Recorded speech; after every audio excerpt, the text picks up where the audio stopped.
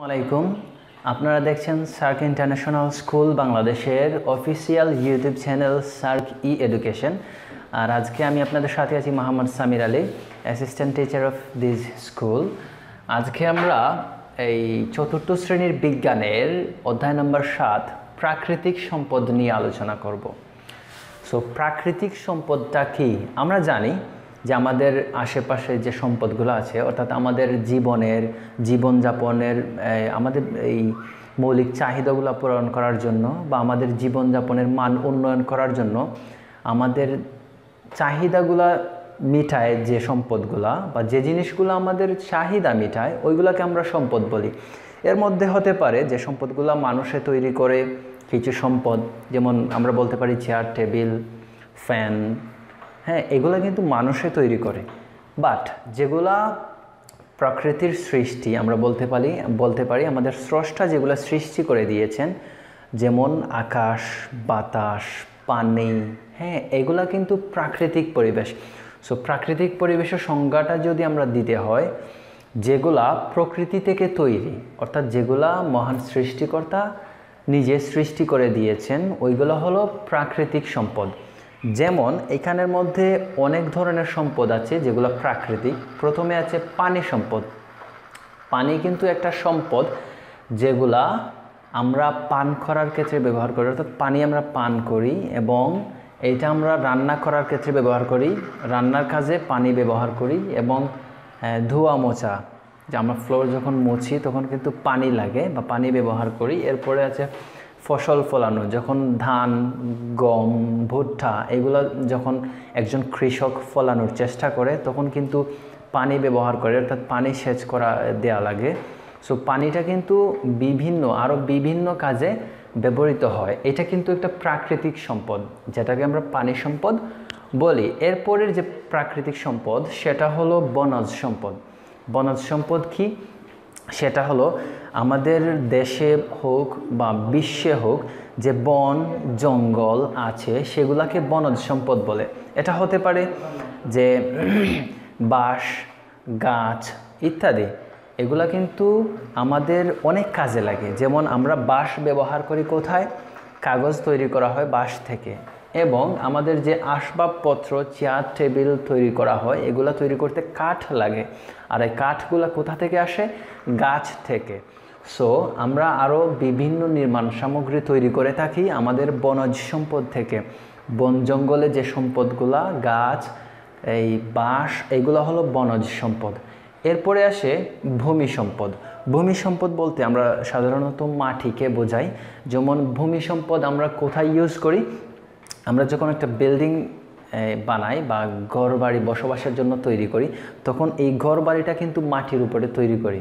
So এই জন্য আমাদের মাটিকে বা ভূমিকে একটা সম্পদ হিসেবে ধরা হয়। এরপরে আছে মৃৎশিল্প। আমরা দেখি অনেক সময় যে মাটির দ্বারা অনেক জিনিসপত্র তৈরি করা হয়। হ্যাঁ, এটা পুতুল হতে পারে বা হিন্দুরা এই মূর্তি এইগুলা ওরা তৈরি করে। সো এইগুলা কিন্তু মাটি থেকে তৈরি করা হয়। মাটি থেকে বিভিন্ন মৃৎশিল্পরা মাটি থেকে বিভিন্ন জিনিসপত্র তৈরি করে। সো আমরা মাটিকে একটা সম্পদ, প্রাকৃতিক সম্পদ বলতে পারি। এরপরে আছে খনিজ সম্পদ। গুরুত্বপূর্ণ এই প্রাকৃতিক সম্পদগুলোর মধ্যে সবচেয়ে অন্যতম যে সম্পদ সেটা আমরা খনিজ সম্পদ বলতে পারি। সেটা যেমন শিলা, খনিজ, তেল, কয়লা, প্রাকৃতিক গ্যাস, এগুলো প্রত্যেকটা কিন্তু খনিজ সম্পদের অন্তর্ভুক্ত। যেমন আমরা তেল কিন্তু কেউ তৈরি করে না, এগুলো আমরা অনেক সময় দেখি বা আমরা জানি যে এটা প্রাকৃতিক গ্যাস, কয়লা, তেল, এগুলো আমরা এই মাটির নিচ থেকে অনেক সময় পাই। সো এগুলো এক ধরনের প্রাকৃতিক সম্পদ। এরপরে অন্যান্য যে সম্পদগুলো আছে প্রাকৃতিক সম্পদের, এগুলা হলো সূর্য, বাতাস, ঠিক আছে? সূর্য আমরা কী কাজে লাগে? সূর্য থেকে আমরা আলো পাই, হ্যাঁ, সূর্য থেকে আমরা তাপ পাই। এই তাপের মাধ্যমে এই শক্তি উৎপন্ন হয়, আমরা বিদ্যুৎও উৎপন্ন করি। সো এরপরে যেটা বায়ু, বাতাসটা কিন্তু এক ধরনের প্রাকৃতিক সম্পদ।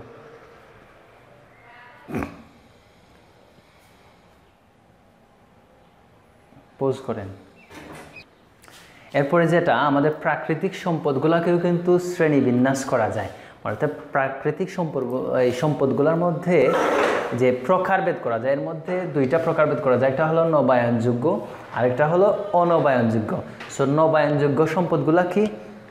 নবায়নযোগ্য সম্পদগুলা হলো ওইগুলা যেগুলাকে একবার ব্যবহার করার পরে নিঃশেষ হয়ে যায় না, অর্থাৎ শেষ হয়ে যায় না, আবার প্রকৃতির মাধ্যমে এগুলো আমরা পাই।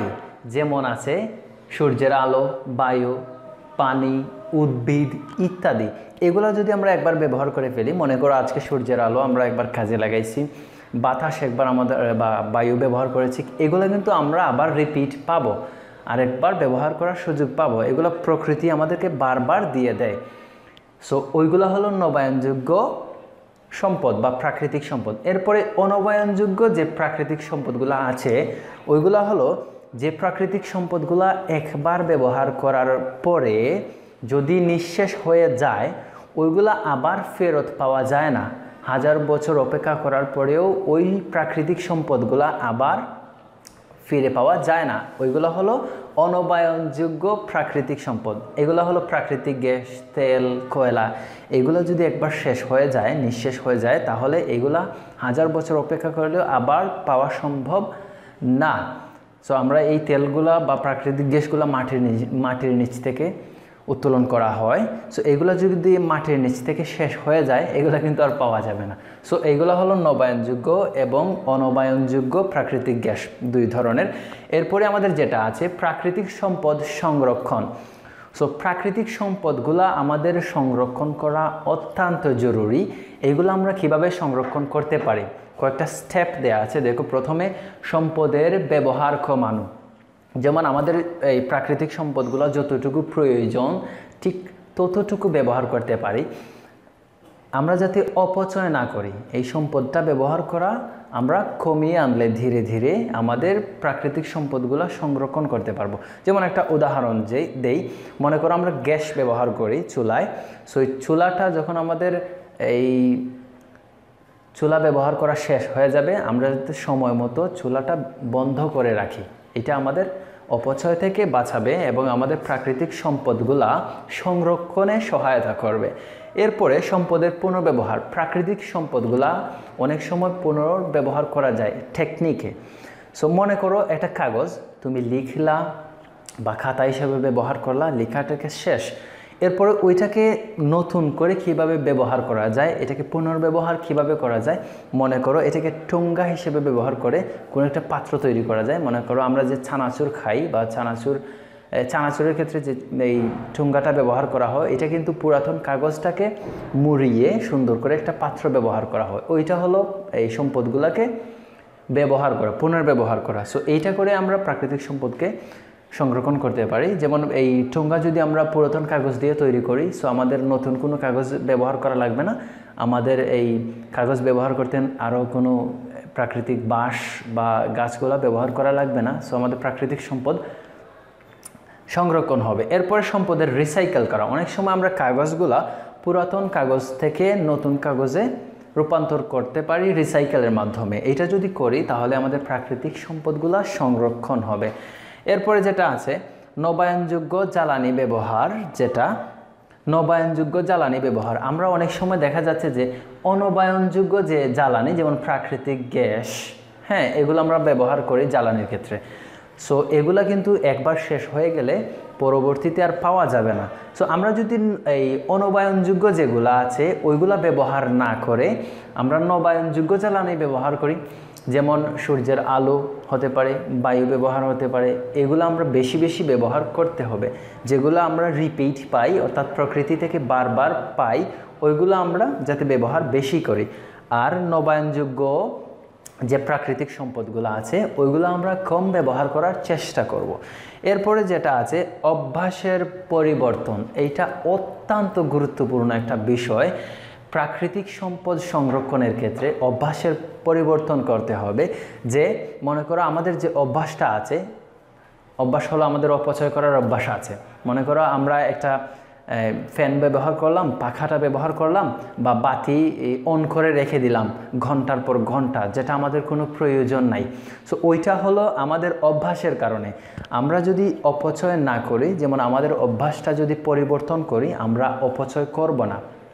আমরা লাইট, ফ্যান যতটুকু প্রয়োজন ঠিক ততটুকু ব্যবহার করব, এরপরে আমরা সুইচ অফ করে রেখে দেব। এইটা আমাদের অভ্যাসের মধ্যে পরিবর্তন আনতে হবে। এছাড়াও আরও বিভিন্নভাবে আমাদের খারাপ অভ্যাসগুলো আছে, যে অভ্যাসগুলোর কারণে আমাদের প্রাকৃতিক সম্পদগুলা ধ্বংস হচ্ছে। সো ওই খারাপ অভ্যাসগুলো আমরা যদি পরিবর্তন করে দেই, যেরকম একটা উদাহরণ দিলাম, সো ওই অভ্যাসগুলো আমরা যদি পরিবর্তন করতে পারি, আমাদের প্রাকৃতিক সম্পদ আরও সহজভাবে সংরক্ষণ করতে পারবো আমরা। সো এই ছিল আজকে আমাদের এই অধ্যায়ের আলোচনা। আমরা পরবর্তী অধ্যায়ে আলোচনা করব এবং সেই অধ্যায়ের পর্ব দেখার আমন্ত্রণ জানিয়ে আজকের ক্লাস এখানেই সমাপ্তি করছি। সবাই ভালো থাকো, সুস্থ থাকো। আসসালামু আলাইকুম।